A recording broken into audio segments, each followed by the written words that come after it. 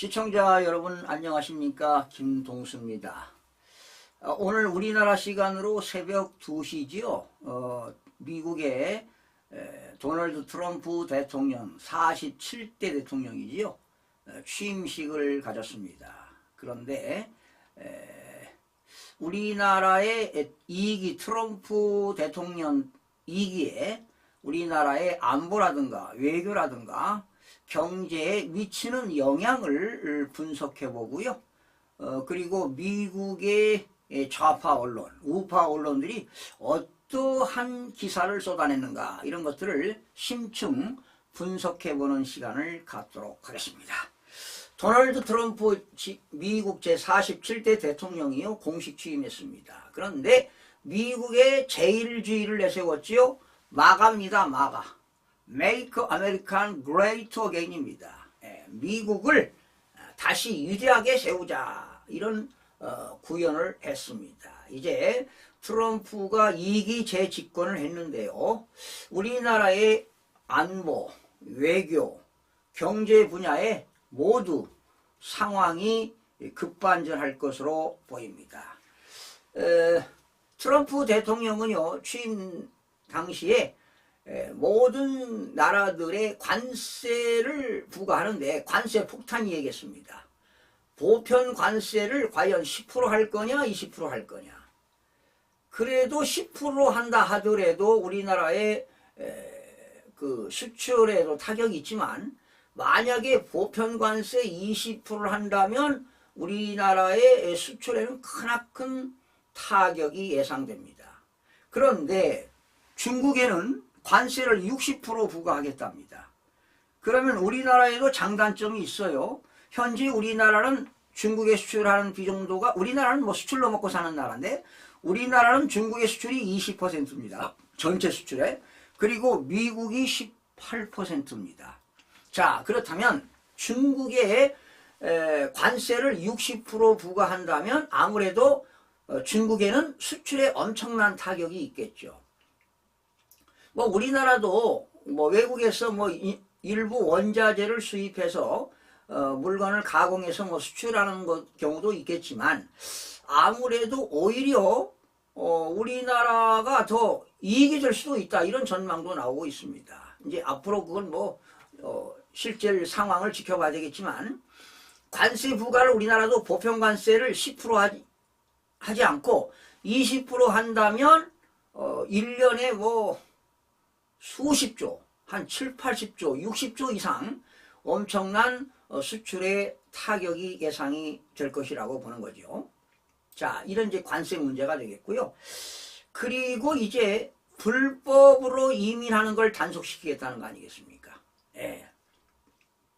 그리고 지금 100건 이상이 되는 행정명령에 서명을 했는데요. 지금 우리나라에서 이재명 대표가 북한에 그 송금하지 않았습니까? 북한에 금융 제재를 하는 게 있어요. 그런 법안이 있는데 그렇게 된다면 이재명 그리고 뭐 이화영 평화부지사 쌍방울 김성태도 어떤 제재 조치를 한다면 강제 소환도 될 수가 있어요. 자, 이것이 이제 급부상되고 있습니다. 앞으로 어떤 상황이 전개될지 상당히 심각한 문제로 대두되고 있는데요. 자, 그러면 우리나라 입장에서는 어떤 문제가 있느냐 하는 것입니다. 현재 그 조 바이든 대통령 행정부 때요. 반도체 지원법이라는 거 있잖아요. 칩스법. 그리고 인플레이션 감축법 IRA 이러한 혜택을 노리고 우리 현대자동차라든가 삼성이라든가 LG가 미국에다가 대규모 투자를 진행해 온 건 사실입니다. 그런데 만약에 트럼프 2기 행정부가 이러한 것들을 법안을 폐기한다면 정말 심각할 정도로 타격이 예상이 됩니다. 그리고 지금 미국에서 자국에서 제조한 전기차는요 한 대당 7,500달러 그 우리나라 돈으로 한 1,000만 원 이상 되는 것을 세액 공제를 해주고 있잖아요. 그러니까 전기자동차가 많이 팔리는 것이지요. 그런데 현대자동차가 이러한 약속을 믿고 미국에다가 공장을 지었지 않습니까? 그런데 만약에 미국 정부가 현대자동차한테 그런 보조금 혜택을 주지 않겠다. 예. 예? 예. 인플레이션 감축법 IRA라든가 또 반도체 지원법 칩스법에 그런 혜택을 주지 않고 폐기한다면 우리나라 기업에도 엄청난 타격이 예상이 된다는 것입니다. 자, 그리고 이렇게 이제 보조금을 폐지하고 관세 보편 관세를 10%만 해도 되겠어요. 그런데 만약에 중국은 60%하고 우리나라 20% 한다면 정말로 심각한 문제가 야기됩니다. 그리고 문제가 되는 게 지금 한미 간에 방위비 분담 있잖아요. 방위비를 분담하게 되는데 이것도 인상하게 되면 우리나라 재정에도 문제가 되지 않을까 이런 생각이 들어갑니다. 그런데 한편으로는요. 트럼프 2기 기대도 적지 않아요. 왜 그러냐면 미국이 중국을 견제하기 때문에 오히려 중국 상품과 경쟁하는 우리 기업 입장에서는 상대적으로 유리해질 수도 있다. 이런 조심스럽게 전망도 나오고 있습니다.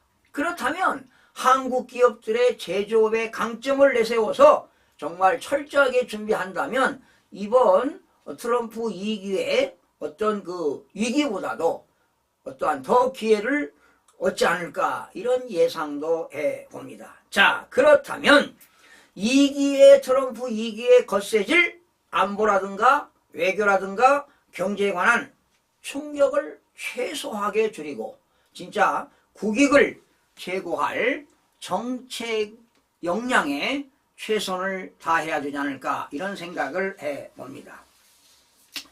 자, 미국의 언론들을 조사해 보니까요. 폭스 뉴스 방송 있잖아요. 이런 방송은 트럼프 2기, 도널드 트럼프의 그런 자압이라든가 용기라든가 그런 탁월함, 능력 탁월함을 아주 그 호의적으로 논평을 했습니다. 또 월스트리트 저널 있죠. 월스트리트 저널은 트럼프 2기가 미국의 새로운 황금기가 선언될 것이다. 그러니까 마가지요. Make American Great Again이 될 것이다. 이렇게 강하게 어필하고 있는 반면 좌파 언론들입니다. 뭐 CNN, NBC라든가 뉴욕 타임즈라든가 뉴욕 타임즈는 오히려 분열을 야기하고 있다라는 겁니다. 트럼프 2기가 미국의 분열을 야기하고 있다 이런 얘기도 했고요. 그리고 이제 좌파 언론들은 극단적인 당파적 성향이 짙다. 그리고 트럼프 2기는 자국 미국뿐만 아니라 전 세계적으로 강한 혼란이 야기될 것이다. 그리고 트럼프 2기가 탄생되는 바람에 모든 국내의 경제 상황이 참 어려울 것이고 두려움에 휩싸일 것이다. 결과적으로 좌파 언론들은 비판적인 관점이 높았다 이런 것입니다. 그리고 트럼프 2기 대통령이 국민들 통합을 강조하지 않고 어떤 그 분열을 야기시켰다 이런 기사들이 많고요. 그리고 또 트럼프 2기는 이런 얘기도 했습니다. 좌파 언론들이 수년간 극단적인 부패, 권력과 부를 뽑아갔다. 뭐 이런 얘기도 했는데 자 역시 지금 미국도요 이런 경황이 짙습니다. 이런 좌파 언론들은 국민들이 신문을 보지 않습니다. 뉴스를 보지 않는다는 것입니다. 그렇다면 될까요? 매출이 줄겠죠. 광고도 잘 안 들어오겠죠. 그래서 미국의 좌파 언론들도 지금 경영에 크나큰 타격이 온다고 합니다.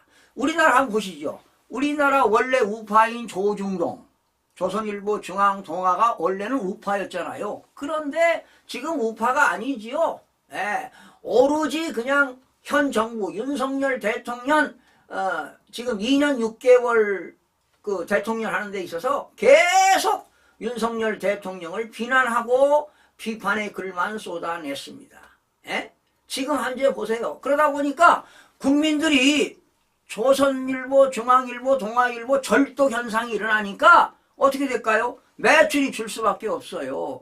그런데 요즘 들어서 조선일보가 그 정부, 윤 정부에 대한 그런 그 우회적인 기사를 쓰고 논조가 좀 달라지고 있습니다.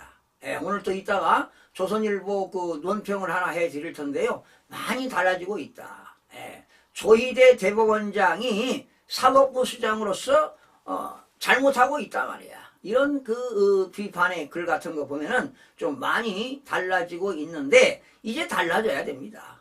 예, 그래서 지금 우리나라에 지금 조선일보 같은 거 많은 국민들이 지금 절도운동하고 있잖아요. 그리고 진정한 우파, 뭐 스카이 델리라든가 신생 언론들이지만 그래도 뭐 10년 이상 다 됐잖아요. 그런 그 또 스카이 델리라든가 아시아 투데이 이런 언론들이 지금 뜨고 있지 않습니까? 예, 올바른 이 방송이든 신문이든 말이죠. 팩트를 전달해야 돼요, 기자가. 예, 기레기가 되면 안 되게요. 기러기가 되면 안 되고 팩트를 해야 되는데 그게 정치적인 야합으로 인해서 쉽지만은 않은데 우리나라 언론도 변해야 된다는 겁니다. 지금 미국의 언론들이 좀 변하고 있습니다. 왜? 매출이 줄어들고 힘드니까 살림살이가. 그렇잖아요. 모든 게 다 기업을 운영하고 신문사를 운영하고 방송국을 운영하는데도 매출이 신장되고 매출이 극대화되어야 살림이 될 거 아니겠습니까? 국민들이 외면하면은 매출이 올라갈 수가 없습니다. 그래서 우리나라 조중동도 좀 이제는 정신을 차릴 때가 오지 않았나 이런 생각을 해봅니다. 시청해주신 여러분 고맙습니다.